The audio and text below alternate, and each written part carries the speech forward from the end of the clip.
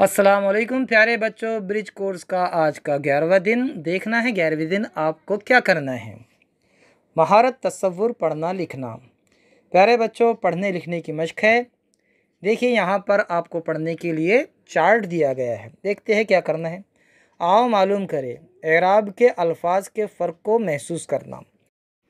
एराब यानी बच्चों ज़ेर ज़बर पेश, और ज़ेर ज़बर पेश की वजह से लफ्ज़ों की आवाज़ें तब्दील हो जाती है। जैसे एक मिसाल हम आपके सामने पेश कर रहे हैं। ये देखिए, ये काफ लाम के साथ ज़बर है तो यह है कल, और काफ लाम के साथ नीचे ज़ेर है तो यह है किल, और काफ लाम के ऊपर यहाँ पेश है तो यह है कुल। काफ लाम ज़बर कल, काफ लाम ज़ेर किल, काफ लाम पेश कुल।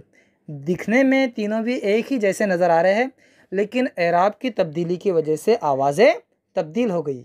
कल, किल, कुल। आपको भी इन आवाज़ों को समझना है। यहाँ पर चार्ट में ज़ेर ज़बर पेश दिए गए हैं। देखिए, उनकी आवाज़ों को समझिए और पढ़ने के बाद उसका ऑडियो हमें पेश कीजिए।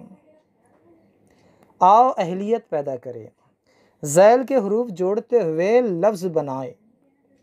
देखिए बच्चों, यहाँ पर दो हरफी अल्फाज दिए गए हैं, उनको जोड़ना है। ये अलग अलग है, इनको जोड़ना है। जोड़ने के लिए ये करना पड़ता है, पहले हर्फ को आप आधा कीजिए, फिर उसमें दूसरा हर्फ मिलाइए। आखिरी वाला हर्फ हमेशा बड़ा होता है, पूरा पूरा होता है। तो मिलाकर ये कुल 12 अल्फाज है, इन्हें आपको लिखना है। आगे देखिए, आओ मश्क करें। ज़ैल के अल्फाज को अलग अलग करके लिखिए। बच्चों, पिछले चार्ट को आपको मिलाना है और इसमें आपको अलग अलग करना है। यहाँ पर मिले हुए दिए गए हैं, आपको इन लफ्ज़ों को अलग अलग करना है। ठीक है, देखिए आगे। आओ तख़य्युलाती बने।